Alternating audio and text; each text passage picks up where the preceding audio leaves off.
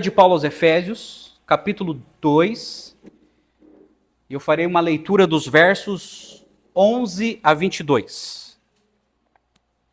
Abram lá, por favor, e mantenha as escrituras abertas, ok? Baseado nesse texto, o qual é o assunto do texto, eu quero falar sobre separados e unidos por Cristo. Separados e unidos por Cristo, é o assunto do texto.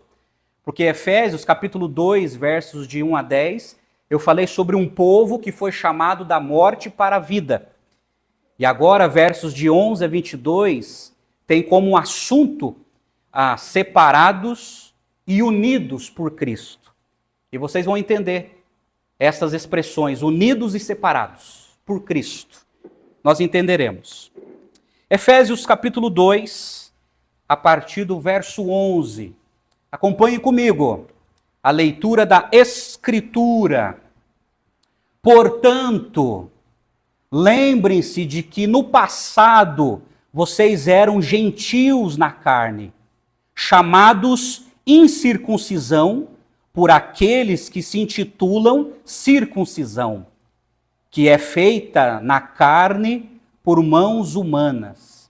Naquele tempo vocês estavam sem Cristo, separados da comunidade de Israel e estranhos às alianças da promessa, não tendo esperança e sem Deus no mundo. Mas agora, em Cristo Jesus, vocês que antes estavam longe, foram aproximados pelo sangue de Cristo, porque Ele é a nossa paz.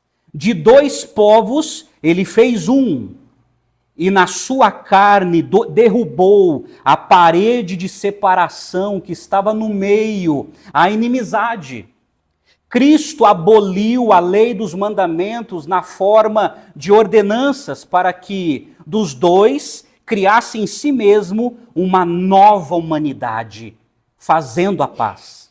E reconciliasse ambos em um só corpo com Deus por meio da cruz, destruindo a inimizade por meio dela. E quando veio Cristo, evangelizou paz a vocês que estavam longe e paz também aos que estavam perto. Porque no meio dele, ambos temos acesso ao Pai em um só Espírito. Assim vocês não são mais estrangeiros e peregrinos, mas concidadãos dos santos e membros da família de Deus, edificados sobre o fundamento dos apóstolos e profetas, sendo Ele mesmo, Cristo Jesus, a pedra angular. Nele, todo edifício bem ajustado cresce para ser um santuário dedicado ao Senhor. Nele também vocês estão sendo edificados, junto com os outros, para serem morada de Deus no Espírito. Até aqui. Vamos orar mais uma vez? Vamos orar? Pai querido, nós estamos diante da Tua palavra. É a Tua palavra, Senhor. E nós nos sentimos pequenos diante da Tua majestade e diante da Tua santa orientação. Dai-nos sabedoria, Pai, para entender o texto sagrado. Ilumina a nossa mente com o Espírito Santo, para que possamos entender o texto e praticar o texto, Pai. Fala ao coração dos meus irmãos que estão aqui, aqueles que estão assistindo, e ajuda-me, Senhor, a ser fiel a Ti, diante daquilo que está escrito. Nós oramos e Te agradecemos por esse momento. Em nome do Senhor Jesus. Amém e amém. Carta de Paulo aos Efésios. Vocês conhecem muito bem. Nós estamos peregrinando aqui no Novo Testamento, basicamente nesta carta. E nós já vimos nessa carta a saudação de Paulo, ali no capítulo 1, versos de 1 a 2. Depois Paulo falou sobre as bênçãos da igreja em Cristo. Ele fala isso no capítulo 2, no capítulo 1. Do verso 3 a 14, nós vimos o louvor pelas bênçãos em Cristo. Nós vimos que nós fomos abençoados com bênçãos celestiais que Deus nos preparou. Do verso de 15 a 23, nós vimos uma súplica por iluminação. Paulo orou pela igreja para que a igreja conhecesse a Deus de maneira profunda e não superficial. Agora no capítulo 2, Paulo está mostrando a compreensão sobre as bênçãos da igreja. Como eu falei, versos de 1 a 10, nós vimos sobre a vivificação em Cristo, quando Deus nos tirou da morte para a vida, e hoje nós veremos sobre essa união em Cristo, sobre essa separação e esta união em Cristo. Então, Efésios capítulo 2, ele pode ser sintetizado em 4 pontos, tá? Em 4 pontos, o capítulo todo. Primeiro, Deus nos tirou da morte para a vida. Segundo, da escravidão para a liberdade. Terceiro, do túmulo para o trono. E quarto, da separação para a reconciliação. Então, esses são os 4 pontos de Efésios, capítulo 2. E vocês conhecem, né, um pouco do contexto histórico, né, de Efésios. O livro de Efésios foi escrito pelo apóstolo Paulo durante o seu período de prisão em Roma, por volta do ano 60 a 62 ali. Quando Paulo escreveu essa carta, a cidade de Éfeso era uma das mais importantes cidades da Ásia Menor. Era um centro comercial e cultural conhecido por seu grande templo dedicado à deusa Ártemis, ou à deusa Diana. Está se referindo à mesma figura. E ela era uma das 7 maravilhas do mundo antigo. Interessante, gente, que essa introdução é fruto da pesquisa da Leide, baseado na pregação que ela fez ontem no Campo Alegre. Então é da autoria dela, tá? Estou revelando já. E é interessante também que, qual é a mensagem central da carta de Paulo aos Efésios? Foi mostrar a revelação do plano de Deus para a redenção do povo que Deus escolheu. Então essa carta fala de salvação. Quais foram os desafios enfrentados pela igreja de Éfeso naquela época? Primeiro, foi a influência da cultura pagã, e nós enfrentamos isso hoje também, a influência da cultura pagã fazendo a cabeça dos crentes. Os crentes conhecem a palavra de Deus, mas preferem ser influenciados pelo paganismo da nossa cultura. Esse foi um problema do primeiro século e é um problema ainda hoje. Essa carta fala sobre oposição e perseguição. Essa carta fala sobre os falsos ensinamentos e heresias e como precisamos combatê-las. Essa carta fala sobre divisões e conflitos internos. E essa carta fala sobre a influência da imoralidade. Assim como Éfeso era uma cidade imoral, idólatra e feiticeira, essa carta tem muito a nos dizer porque nós estamos nesse contexto também. Pois bem, nesse texto que eu acabei de ler, nós precisamos entender 3 palavras. 3 palavras para entendermos a exposição desse texto de Efésios 2, versos de 11 a 22. 3 palavras baseadas nesse texto vai nos entender o significado do autor, o que o autor quis dizer com esse texto. Primeira palavra, separação. Segunda palavra, reconciliação. E terceira palavra, unificação. Guarde isso aqui. Essas 3 palavras, separação, reconciliação e unificação. Pois bem, vamos para a explicação do texto. Sobre separação, o que Paulo quis dizer sobre separação? Ele está falando sobre o que os gentios eram. Por exemplo, olha o verso 11 de novo comigo. Ele está falando dos gentios. Quem eram os gentios? Eram os não-judeus. Eram os estrangeiros. E Paulo deixa bem claro assim: portanto, lembre-se de que no passado vocês eram gentios na carne, chamados incircuncisão, por aqueles que se intitulam circuncisão, que é feita na carne por mãos humanas. Naquele tempo, verso 12, vocês estavam sem Cristo, separados da comunidade de Israel e estranhos às alianças da promessa, não tendo esperança e sem Deus no mundo. Aqui Paulo, ele está falando de 2 separações. Separação social e separação espiritual. Sobre separação social, o que Paulo quer dizer aqui? Ele estava falando dos gentios, os não-judeus. Os gentios eram objeto do desprezo dos judeus. Por isso que quando Paulo ele escreve assim, sobre os incircuncisos, sendo falado pelos circuncisos, era uma palavra desdenhosa, pejorativa. Porque os incircuncisos, que eram gentios, eles eram considerados como profanos, impuros, indignos. Então Paulo está dizendo que durante muito tempo havia uma separação social provocada pelos judeus diante do desprezo contra os gentios. O desprezo que os judeus sentiam pelos gentios era tão grande que não era permitido a um judeu assistir uma mulher gentia dar à luz. Não era permitido, senão ele se tornava cerimonialmente impuro. Entrar numa casa gentia tornava um judeu impuro e o deixava inapto para participar do culto público. Eles oravam e agradeciam todo dia. Os homens faziam a seguinte oração: Deus, eu te agradeço por ter nascido, mas eu te agradeço por não ter nascido nem escravo, nem gentil e nem uma mulher. É assim que os machistas judeus da época oravam toda manhã.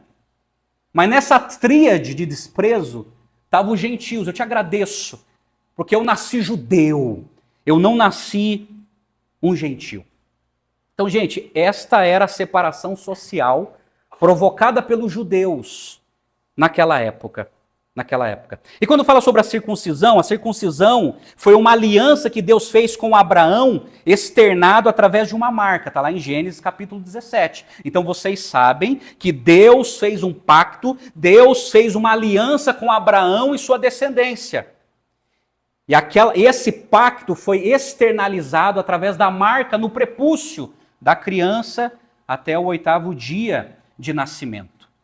Assim, Abraão teve que ser circuncidado, ele circuncidou toda a sua tribo, todo o seu clã e toda a descendência foi circuncidado, mostrando que Deus fez uma aliança com o povo de Israel, com o pai da fé, Abraão. Mas os gentios não poderiam ser circuncidados. E por não serem circuncidados, eram rejeitados pela comunidade de Israel, e esta era a grande separação social entre judeus e gentios. Mas tinha um segundo problema. A segunda separação era espiritual. Porque daí, Paulo fala muito bem a situação dos gentios. Se os judeus eles tiveram o privilégio de ter acesso a Deus através da aliança, através da lei mosaica, os gentios estavam falidos espiritualmente. Todos falidos. Em Efésios capítulo 2, versos de 1 a 3, Paulo já havia descrito a terrível condição espiritual do ser humano, tanto judeus como gentios, vocês lembram? Mostrando que eles eram escravos da carne, do mundo e do diabo. Essa é a situação da raça humana, sem Deus e sem Jesus.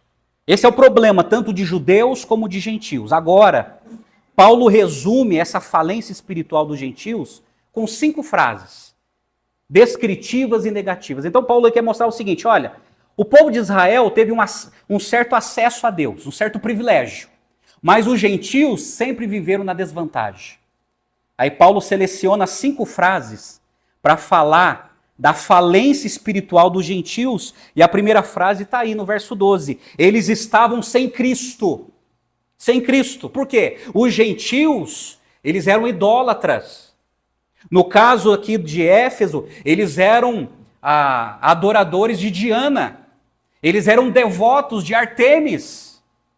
Os gentios adoravam ou o panteão grego, os deuses gregos, ou o panteão romano. Então eles não conheciam a Cristo. Eles estavam separados de Cristo, sem nenhuma relação com o Messias. Eles não tinham esse entendimento de um Messias, de um Salvador que viria, mas eles estavam escravizados pelas suas idolatrias. Paulo também fala que eles estavam separados da comunidade de Israel. Os gentios permaneciam fora do círculo daqueles que adoravam o único Deus verdadeiro, o Deus de Israel. A única maneira de um gentio desfrutar das bênçãos de Israel era se fazer um prosélito. Isso é, um gentio, ele tinha que abraçar a fé judaica, mas mesmo que ele abraçasse a fé judaica, ele não teria alguns privilégios. Ele seria um prosélito. Ele poderia adotar a fé judaica, mas ele não teria todos os benefícios da religião judaica. Paulo fala também que os gentios eram estranhos às alianças da promessa. Essas alianças foram acordos relativos à promessa do Messias feitas a Abraão e a seus descendentes. Os gentios eram estranhos, estrangeiros, não havia aliança com eles. Deus, na antiguidade, ele não fez nenhuma aliança com os gentios. Nenhuma aliança. Ele fez uma aliança com Abraão, o pai da fé, o pai de Israel. Aí sim, Deus falou que através de Abraão, todas as famílias serão abençoadas. Mas Deus, ele não fez uma aliança com o gentio, mas ele fez com Abraão. Então, para os gentios era algo estranho, eles eram estranhos. Eles eram um corpo estranho diante dessa situação. Eles não conheciam essa aliança, eles não conheciam essa lei, eles não conheciam esse pacto e viviam envolvidos em suas religiosidades. Uma outra expressão que Paulo usa, os gentios não tinham esperança. Os gentios não tinham esperança de uma vitória sobre a morte. A morte para eles era um desespero. O mundo gentio entregava-se ao prazer desbragado. Ora, por não crer na eternidade, como a filosofia dos epicureus. E ora, por viver esmagado pelo fatalismo, como a filosofia dos estoicos. Então, muitos não tinham certeza sobre a vida após a morte. Muitos não tinham esperança diante da morte. A morte era um desespero. Um desespero. Essa era a situação dos gentios. Essa foi a separação espiritual que eles viviam. Os gentios viviam sem Deus no mundo. Eles não tinham esperança. Eles adotaram vários deuses. Eles prestavam culto a várias deusas. Mas Paulo deixa bem claro que os gentios viviam sem Deus, sem relacionamento com Deus, sem amizade com Deus, porque nenhuma religião tem o poder de levar um gentio a conhecer a Deus. Nenhuma. Nenhuma. Nenhum Deus, nenhum dos deuses, nenhuma das deusas, nenhuma entidade espiritual tinha o poder de religá-los a Deus. Por quê? Porque todos os deuses é uma fraude. Todos os deuses é uma ficção. Só existe um Deus verdadeiro, o Deus que se revelou a Israel. É por isso que Paulo falou que os gentios viviam sem Deus no mundo, mergulhados em suas religiões, mas sem Deus no mundo. Vocês estão entendendo? Está fazendo sentido? Então Paulo aqui está falando de uma separação social provocada pelos judeus e uma separação espiritual provocada pelos pecados dos gentios. Mas em segundo lugar, é a segunda palavra, reconciliação. O que Deus fez pelos gentios? Deus fez algo nobre. E é interessante que em Efésios capítulo 2, verso 13, a expressão "mas agora" faz paralelo com esse Efésios 2:4, quando diz assim, "mas Deus", isso é, Deus ele interveio. Ele viu essa separação e Deus interveio. Ambos os textos falam da graciosa intervenção de Deus em favor de pecadores. Inimizade é a palavra-chave agora. Inimizade. Primeiro, inimizade entre judeus e gentios, verso de 13 a 15. E segundo, inimizade entre pecadores e Deus. E quando Paulo fala sobre inimizades, ele está falando de dois tipos de inimizade, como eu falei. A primeira inimizade é entre judeus e gentios. Olha o verso 13 comigo. Ele fala dessa inimizade quando fala assim, "Mas agora, em Cristo Jesus, vocês que estavam longe foram aproximados pelo sangue de Cristo. Porque ele é a nossa paz. De dois povos ele fez um só, e na sua carne derrubou a parede de separação que estava no meio, a inimizade. Cristo aboliu a lei dos mandamentos na forma de ordenanças, para que dos dois criasse em si mesmo uma nova humanidade, fazendo a paz. Então olha só, Deus ele fez algo, ele promoveu uma reconciliação. Interessante essa expressão estáveis longe.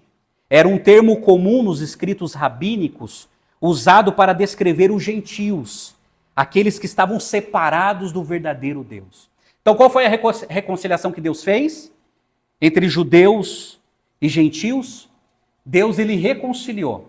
Ele chamou aqueles que estavam longe, se referindo aos gentios, e ele chamou aqueles que estavam perto, que são os judeus, e promoveu uma reconciliação através do sangue de Jesus. Por isso que fala assim: fostes aproximados pelo sangue de Cristo. Todo aquele que confia somente em Cristo para a salvação, seja judeu ou gentil, é levado à união espiritual e intimidade com Deus. E diz Paulo que Jesus é a nossa paz.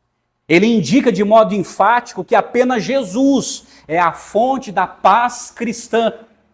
Então Jesus, que veio promover a paz através do seu sangue, reconciliando judeus e não judeus, os gentios.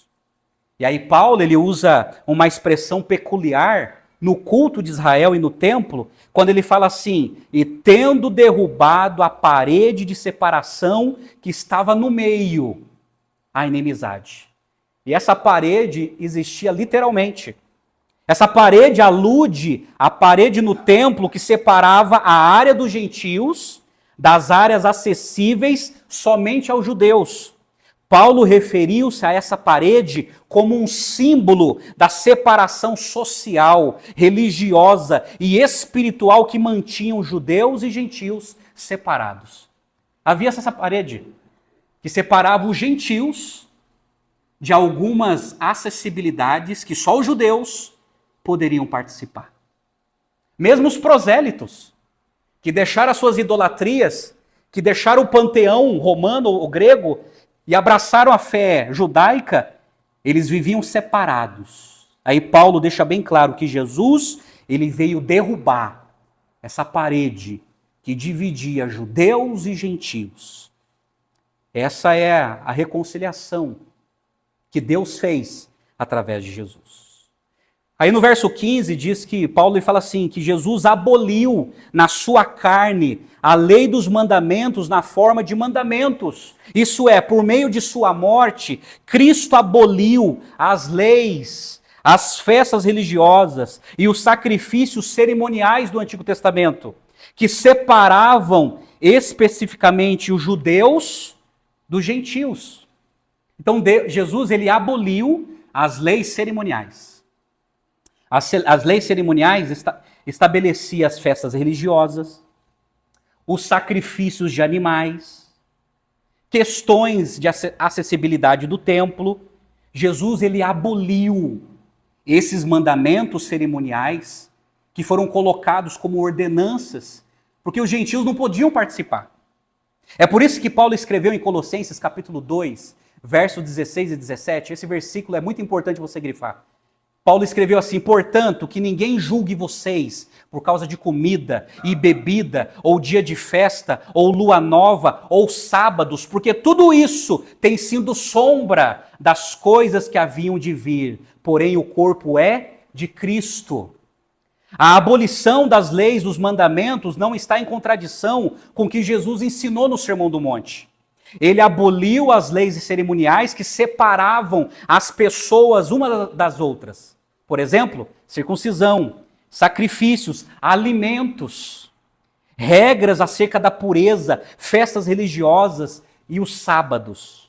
A cruz cumpriu todas as prefigurações do sistema cerimonial do Antigo Testamento. Por quê? A lei fazia distinção entre puros e impuros. Os gentios eram considerados impuros, segundo Levítico capítulo 11. Então o gentio era um impuro. Ele era um impuro por causa da culinária que ele ingeria. Ele era tornado impuro. Aí Jesus ele quebra isso, ele abole isso. Ele apaga isso dizendo o seguinte, olha, não haverá mais separação, mas haverá reconciliação, porque tudo aquilo que eu purifiquei está purificado. Pedro levou tempo para entender isso. Quando ele foi convocado para evangelizar Cornélio, ele precisou ter uma visão, porque ele disse assim, Deus, eu não como nada impuro. Aí Deus falou para ele através de uma visão, não considere impuro aquilo que eu purifiquei. Aí esse preconceito foi quebrado e Cornélio foi evangelizado pelo grande apóstolo Pedro. E mais uma vez Deus mostrou para Pedro, houve uma reconciliação, não há mais separação, porque judeus e gentios estão sendo alcançados pelo sangue de Cristo. Amém, gente? E Paulo continua dizendo o seguinte, agora Jesus é Senhor dos judeus e dos gentios. Por isso que Paulo escreve assim, para que dos dois criasse em si mesmo um novo homem, fazendo a paz. Interessante que essa palavra novo é a tradução de uma palavra grega que se refere a algo completamente diferente daquilo que era antes. Diz respeito a ser diferente em tipo e qualidade. Espiritualmente, uma nova pessoa em Cristo não é mais judia e nem gentia, é somente cristã. É isso. Uma nova pessoa que foi convertida por Cristo, que foi perdoada por Cristo, ela não é nem mais judia e nem gentia, ela é essencialmente cristã. Amém, gente? É por isso que Paulo diz que dos dois criou em si mesmo um novo homem, uma nova humanidade, uma nova sociedade baseada em Cristo Jesus. Em Cristo Jesus. Pois bem, terceira palavra, continuando a inimizade, Jesus, ele veio reconciliar judeus e gentios. Mas ele também fala sobre a inimizade entre pecadores e Deus. Se Deus veio reconciliar judeus e gentios, Deus ele veio resolver a inimizade entre pecadores e Deus. Olha o verso 16 comigo, quando diz assim, e reconciliasse ambos em um só corpo com Deus, por meio da cruz, destruindo a inimizade por meio dela. E quando veio Cristo, evangelizou paz a vocês que estavam longe e paz aos que estavam perto. Verso 18, porque por meio dele, ambos temos acesso ao Pai em um só Espírito. Aqui Paulo está me mostrando que Deus veio resolver a inimizade entre pecadores e Deus, porque pecadores estão separados de Deus. Não tem comunhão com Deus. É por isso que ele usa essa expressão, e reconciliar-se. Ambos em um só corpo com Deus, por intermédio da cruz, destruindo toda a inimizade. Como judeus e gentios são unidos a Deus por meio de Cristo, Jesus, eles são unidos uns aos outros também. Isso foi realizado na cruz, onde Jesus tornou-se maldito por nós, como está em Gálatas 3:10. E ele suportou a ira de Deus, de modo que a justiça divina fosse satisfeita e a reconciliação com Deus se tornasse realidade. Paulo está trazendo à memória aquilo que Cristo fez na cruz por nós, que toda a maldição do castigo da lei que estava sobre nós foi jogada sobre Cristo. A maldição da lei que estava sobre os judeus e a maldição da lei que estava sobre os gentios também, que foi jogada sobre Cristo, Cristo suportou a ira, satisfazendo a justiça divina e nos reconciliando com Deus. Através de Jesus, judeus e gentios foram reconciliados com Deus. E amados, não existe outra estrada. Não existe outro caminho. É só através de Jesus que nós somos reconciliados com Deus.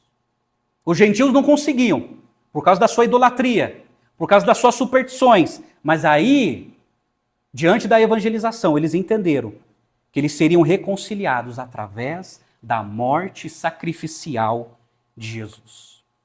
E Paulo diz que vindo evangelizou paz a vós outros que estáveis longe, falando dos gentios, e paz às que estavam perto. Essa palavra no grego, evangelizou, significa literalmente trazer e anunciar boas novas, como está em todo o Novo Testamento. E é quase sempre usado para proclamar as boas novas de que os pecadores podem se reconciliar com Deus pela salvação a qual se dá por meio de Jesus Cristo. Então olha só, Jesus evangelizou e trouxe a paz aos que estavam longe, se referindo aos gentios, e até mesmo aos que estavam perto. Tão perto, mas ainda não tinham entendido quem é o Messias. E as boas novas chegou também aos judeus. E Paulo deixa bem claro, porque por ele ambos temos acesso ao Pai em um Espírito. Nenhum pecador tem qualquer direito ou merecimento nele, mesmo para ter acesso a Deus. Esse direito foi concedido aos cristãos na morte sacrificial de Cristo. Então, judeus e gentios só têm acesso ao Pai mediante a morte de Cristo e mediante a atuação do Espírito Santo. Mais uma vez aqui, Paulo, ele está colocando a doutrina da Trindade em ação. Que Deus nos elegeu, Jesus nos redimiu e o Espírito nos selou. E só temos acesso a Deus mediante a atuação profunda da Trindade. Esse acesso. Essa palavra acesso, na tradução grega, se refere àqueles homens que viviam nas cortes orientais e eles introduziam as pessoas à presença do rei. Então esse acesso é Cristo que nos colocou na presença de Deus. Amém? Terceira palavra, unificação. O que judeus e gentios são em Cristo? Aí Paulo ele usa 3 figuras para ilustrar a unidade de crentes judeus e crentes gentios na igreja. Tá? Então Paulo já falou da separação, que Deus resolveu, separação social e espiritual. Deus falou da reconciliação entre judeus e gentios, entre pecadores e Deus.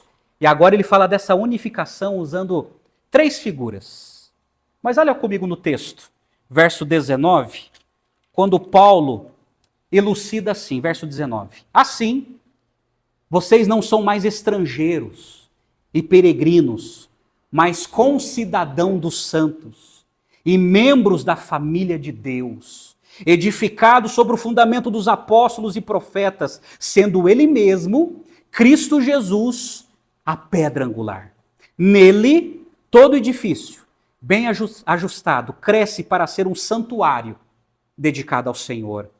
Nele também vocês estão sendo edificados, junto com os outros, para serem morada de Deus no Espírito.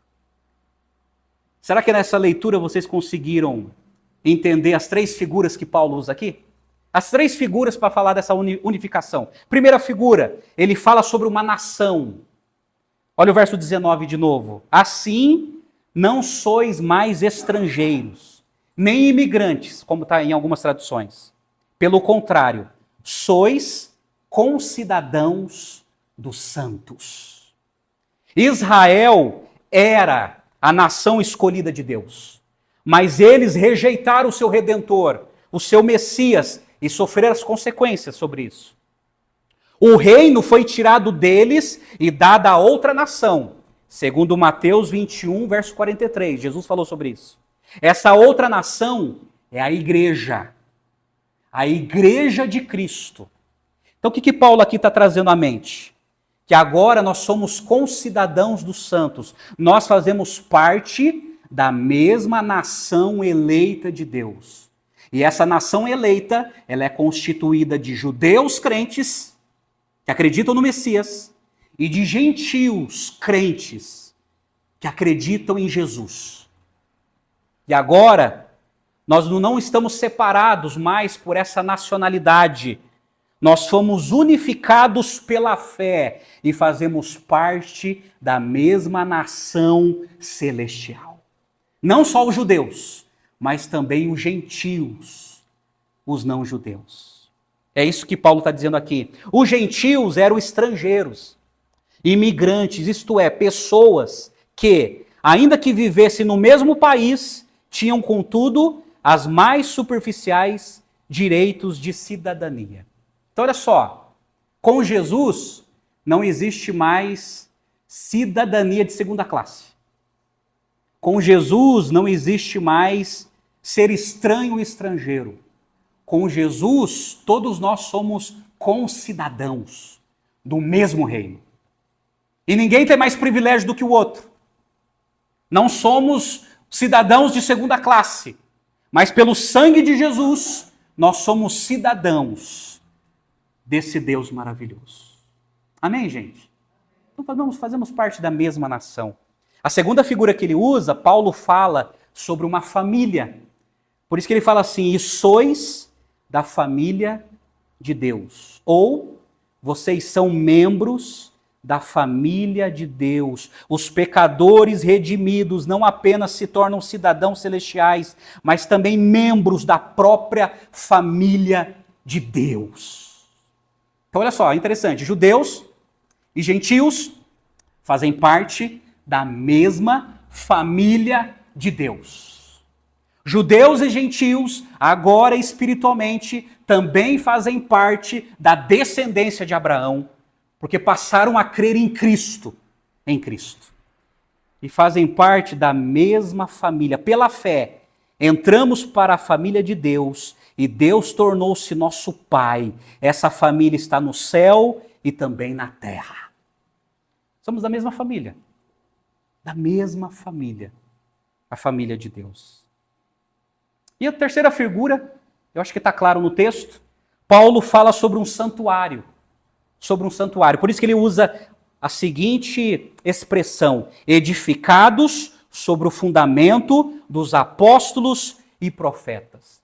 Ele está falando da solidez e da estabilidade da casa de Deus, que reside em seu fundamento de ter sido estabelecido de uma vez por todas pela obra dos apóstolos e dos profetas do Novo Testamento, os quais guiaram pela pedra fundamental que é Cristo. Então olha só, os apóstolos e os profetas do Novo Testamento, que eram os pregadores do Novo Testamento, eles estabeleceram o fundamento doutrinário usando Jesus como alicerce para esse edifício.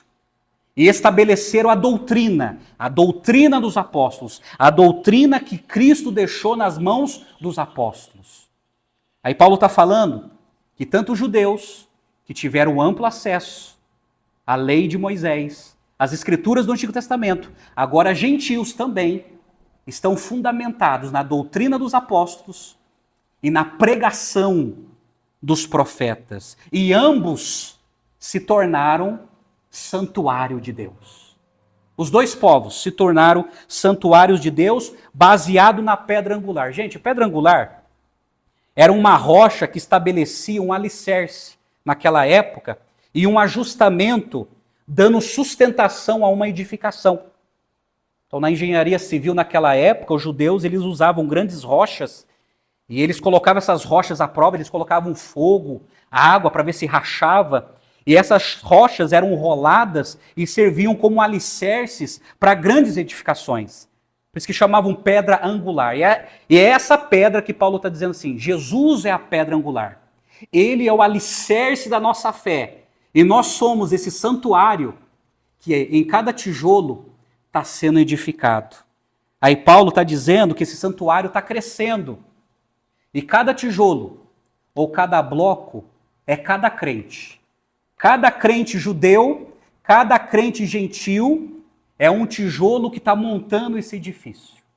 Montando esse edifício. Porque ele diz assim, no qual todo edifício, bem ajustado, cresce para santuário dedicado ao Senhor. Cada cristão é uma pedra nesse santuário.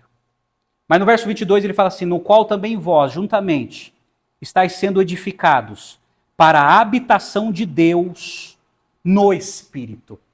Paulo está dizendo que cada judeu, cada gentil é uma habitação do Espírito Santo, da presença de Deus na pessoa do Espírito Santo em cada crente. O termo para habitação indica um lar permanente. Deus, o Espírito Santo, passa a residir de maneira permanente no seu santuário terrestre. A igreja é o vasto corpo espiritual formado por todos os remidos. O que Paulo está dizendo? Que a presença de Deus agora está dentro de cada crente. Seja judeu ou seja gentil. O templo nos dias do Antigo Testamento, quando era considerado naos, que é uma palavra grega, era acima de tudo o lugar especial do encontro de Deus, do seu povo. Lembra que a presença de Deus era residido no templo, no Santo dos Santos. Era o lugar em que a glória de Deus descia e se manifestava pela sua presença. Cristo, ao vir à terra, tornou obsoleto o tabernáculo, o templo feito por mãos de homens. Ele mesmo tornou-se o lugar de habitação divina entre os homens. E esse templo já não está mais entre os homens, pois Deus agora procura para a sua habitação homens e mulheres regenerados pelo seu Espírito. Sabe o que Paulo está dizendo? No Antigo Testamento, a Shekinah de Deus, a presença de Deus, residia no templo, no Santo dos Santos. Deus residia dessa maneira. Ele se manifestava dessa maneira.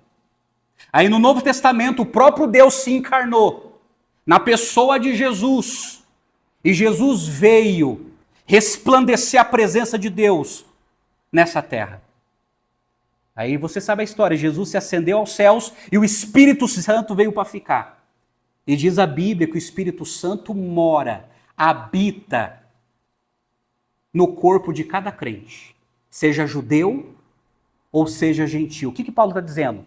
Que diante de tudo isso nós fomos unificados. Não existe mais lugar sagrado.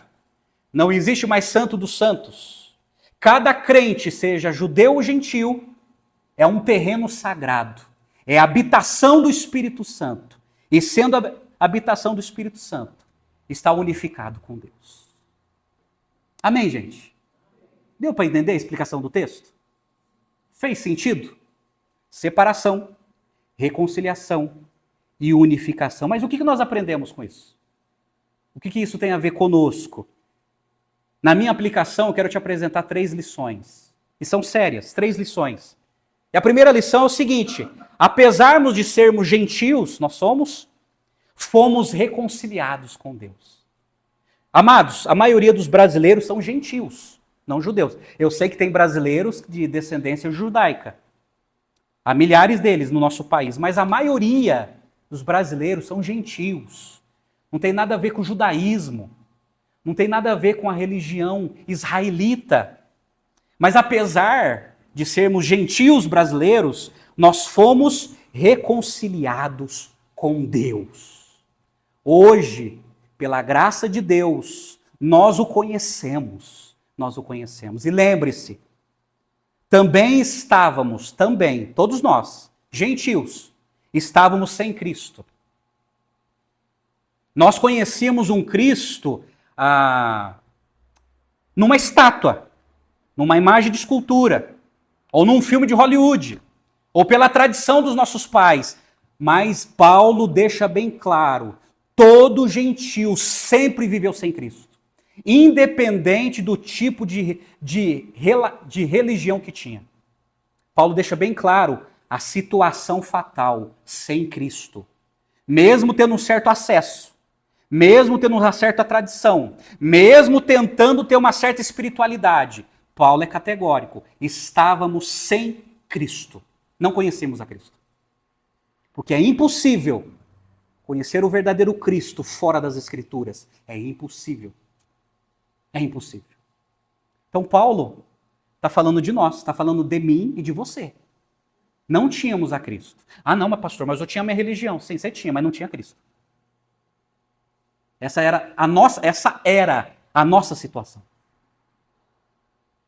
Nós também estávamos separados da comunidade de Israel. Separados. Nós também éramos estranhos à aliança de Deus. Nós também não tínhamos esperança. De tal maneira que a maioria de nós, antes da nossa conversão, a gente não tinha nem segurança sobre a vida após a morte, para onde nós iríamos. Ou não tínhamos nem conhecimento disso.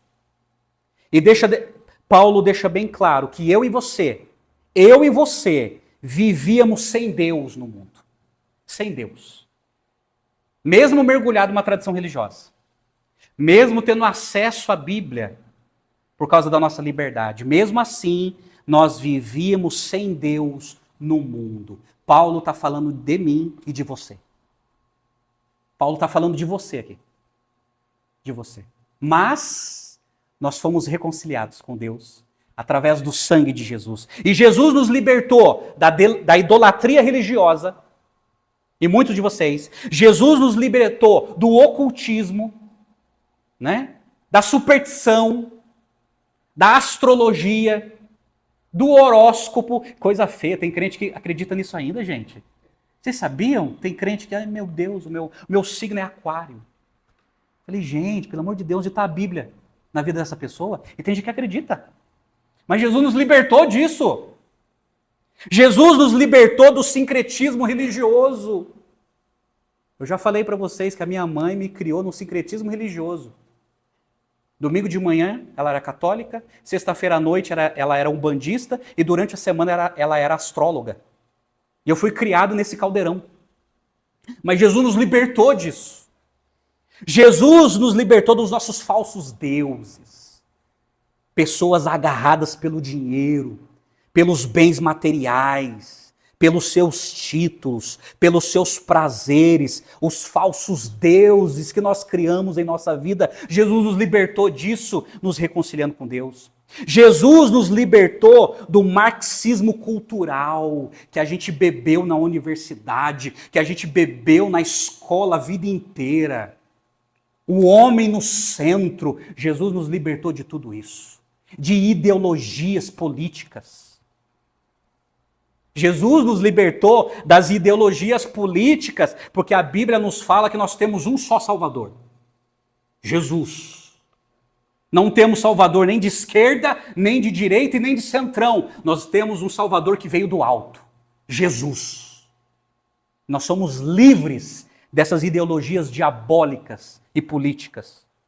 Porque nós fomos reconciliados com Deus por causa da eleição, porque Deus nos escolheu antes da fundação do mundo. Nós fomos reconciliados com Deus por causa da regeneração. Deus nos deu nova vida, vida espiritual. Deus nos reconciliou através da justificação. Agora somos considerados justos, perdoados e temos um relacionamento correto com Deus. Fomos reconciliados com Deus através da adoção. Deus nos adotou como seus filhos. E um dia seremos glorificados, como Jesus foi. Hoje, temos livre acesso a Deus por meio de Cristo. Você tem livre acesso a Deus por meio de Cristo. Amém, gente? Então, olha só. Apesar de sermos gentios brasileiros, fomos reconciliados com Deus. E hoje nós conhecemos a Deus por causa de Cristo, por causa do sangue de Cristo. E eu creio que seja a sua situação nessa noite. Segunda lição. Fazemos parte do povo de Deus. Fazemos parte, nós somos, você é a nação de Deus, como Pedro escreveu em sua primeira carta, capítulo 2, verso 9, que nós somos nação eleita. Propriedade de Deus. Nós pertencemos a essa nação, gente. Essa nação constituída de judeus crentes e gentios crentes, espalhados no mundo inteiro. Nós somos a família de Deus, porque João 1,12, João escreveu assim: mas a todos aos que creem no nome de Jesus se tornaram filhos de Deus. Todos aqueles que creem que Jesus é o Salvador, é o Messias, eles recebem poder e se tornam filhos de Deus. Só é filho de Deus quem crê em Jesus. Só é filho de Deus quem crê no sacrifício de Jesus por nós na cruz. Se um judeu não crê nisso, ele não faz parte da família de Deus. Ele não faz parte da nação de Deus. porque ele não entendeu o seu Messias. Mas se um gentio crê nisso, ele é enxertado, ele é incluído na família de Deus, como filho, como filho. E nós somos o santuário de Deus, porque 1 Coríntios 6,9, o que Paulo falou? Vocês não sabem que o corpo de vocês é santuário do Espírito Santo e que vocês não são de vocês mesmos? O nosso corpo, gente, é santuário. Eu sei que não dá para entender isso, porque antes o santuário era o santo dos santos. A presença de Deus estava ali. Mas agora, no Novo Testamento, Paulo está dizendo, o santo dos santos está dentro de você. O santuário do Deus vivo, através do Espírito Santo, está em você. Você está entendendo como nós somos preciosos por Deus e para Deus? Porque nós somos santuário do Espírito Santo, da presença de Deus. Estamos edificados no fundamento dos apóstolos e dos profetas do Novo Testamento. É por isso que a Bíblia é a nossa única regra de fé e prática. O Novo Testamento já foi fechado. O último livro já foi revelado. Não existe mais revelação. Não existe. Tudo que foi revelado para o nosso ensino já foi declarado, está nas Escrituras. Você quer conhecer a Deus? Leia a Bíblia. Aqui está o fundamento dos apóstolos e dos profetas. Não existe revelação progressiva.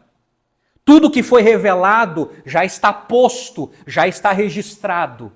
Tudo que nós precisamos é meditar e praticar. E buscar a iluminação do Espírito Santo para entender. É por isso que a Bíblia é a nossa única regra de fé e prática. Somente as Escrituras. Somente as Escrituras. Porque estamos edificados sobre esse fundamento. E não precisamos de profetas, não precisamos de profetisas e muito menos de apóstolos de Paraguai. Porque apóstolo só foram esses. Só foram esses. Não existe mais sucessão apostólica, gente. Não existe. E os que estão aí é tudo fraude. Enganando e ludibriando a fé das pessoas. O fundamento já foi posto pelos apóstolos. O fundamento já foi posto pelos profetas do Novo Testamento. E nós temos aqui em mãos a preciosa palavra de Deus. E nós iremos morar no céu. É o nosso estado intermediário. Eu expliquei isso aqui na parábola do rico e Lázaro. E um dia habitaremos no reino de Deus, governado por Cristo, novos céus e uma nova terra. Apocalipse 21. E nós pertencemos ao mesmo rei, Jesus, tanto judeus crentes como gentios crentes. Então fazemos parte do povo de Deus. Amém? Terceira e última lição, muito importante. Olha só. A cruz de Cristo é a única solução para a paz entre os povos.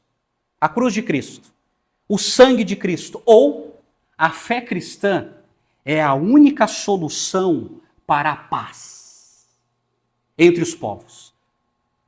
Caso ao contrário, nunca, gente, nunca haverá paz nesse mundo, nunca. Só a fé cristã pode promover a paz entre judeus e árabes, entre Israel e o mundo árabe que odeia Israel, que quer a extinção de Israel. Só a fé cristã para resolver isso, gente. Só a fé cristã convertendo israelitas e árabes para eles entenderem que são da mesma família, da mesma nação, aí a guerra se cessa. Só a fé cristã. Mais nada, não existe nenhum componente nesse mundo para resolver esse problema, a não ser o sangue de Cristo, a cruz de Cristo, a fé cristã, porque a fé cristã unifica os inimigos. Unifica os inimigos. É só a fé cristã que unifica capitalistas e comunistas. Ou gente de direita ou gente de esquerda. Porque daí eles vão ver que existe algo muito mais precioso do que a ideologia política. Algo muito mais rico e sublime do que as ideologias políticas. E só a fé cristã que faz esse povo unificar. É só a fé cristã que unifica brancos e negros, que unifica raças. Isso é lindo, gente. Só a igreja tem esse extrato do reino de Deus. Só a igreja. Essa unificação entre raças, entre povos, entre culturas, e nenhuma suplantando sobre a outra, mas todas niveladas e unificadas e apreciadas por Deus. É só a fé cristã, só a paz através da fé cristã entre ricos e pobres, onde ricos e pobres convivem juntos e ninguém é melhor que ninguém, mas são pessoas preciosas aos olhos de Deus porque foram unificados. É a fé cristã que traz a paz entre sulistas e nordestinos.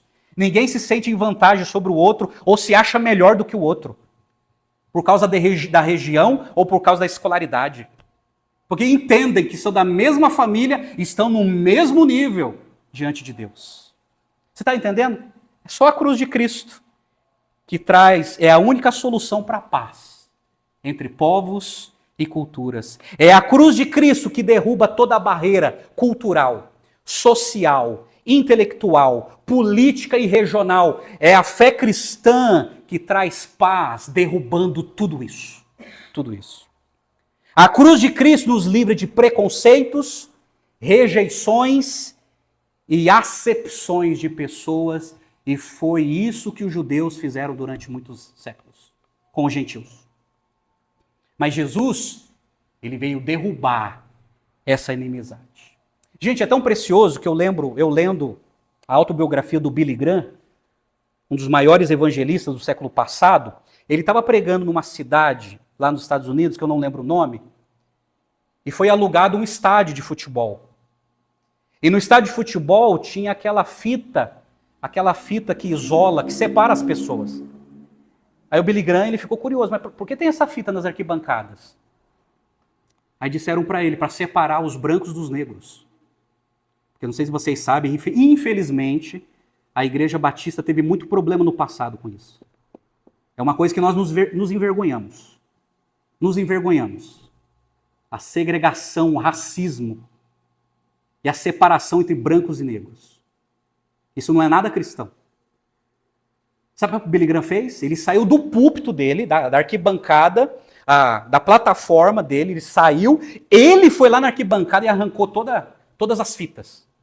Todas as fitas. Mostrando o seguinte: crentes brancos e negros hoje vão adorar a Deus juntos. Juntos. Porque a cruz de Cristo nos unificou. Porque o racismo é pecado. É pecado.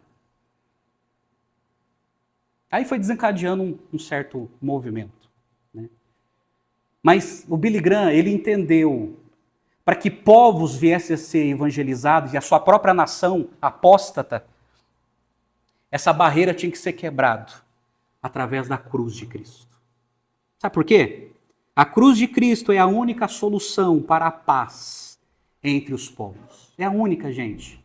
Quando o ser humano entende o evangelho, as barreiras culturais e sociais são quebradas.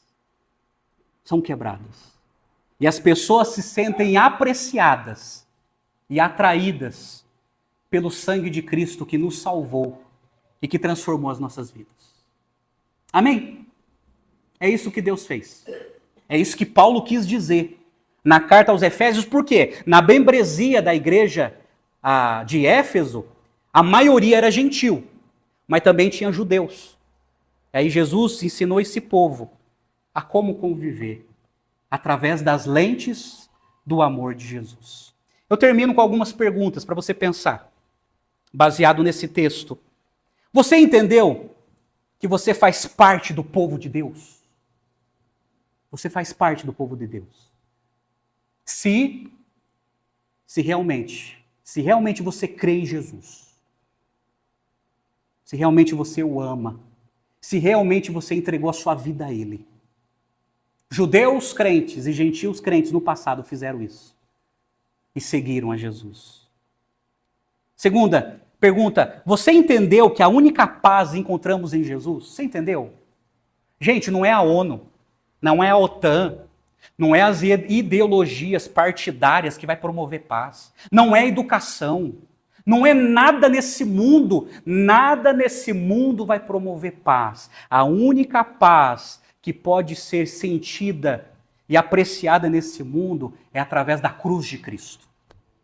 Caso contrário, é ficção, é fraude, é mentira, é só ilusão. Então não adianta nada fazer show, mega shows, promovendo a paz. Não adianta nada fazer passeatas para promover a paz. Não adianta nada, nada disso. Tudo isso é superficial, tudo isso é ilusório. A única paz que o ser humano precisa chama-se Jesus.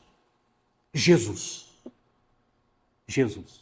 Ele é a nossa paz. Terceira e última pergunta. Você já foi reconciliado com Deus?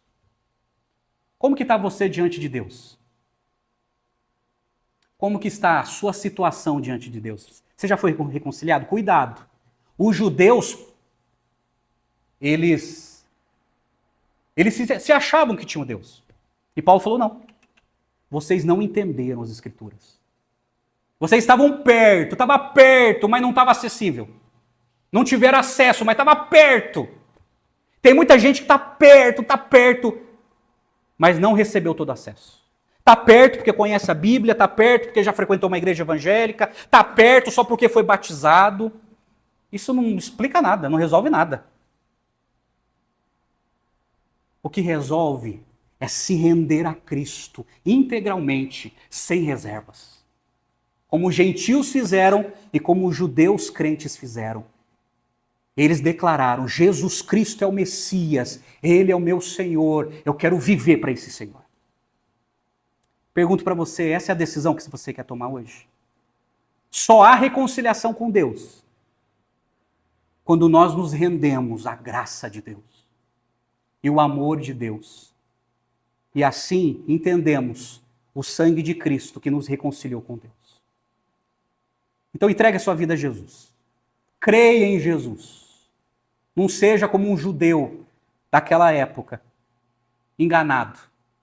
E nem um gentil escravizado.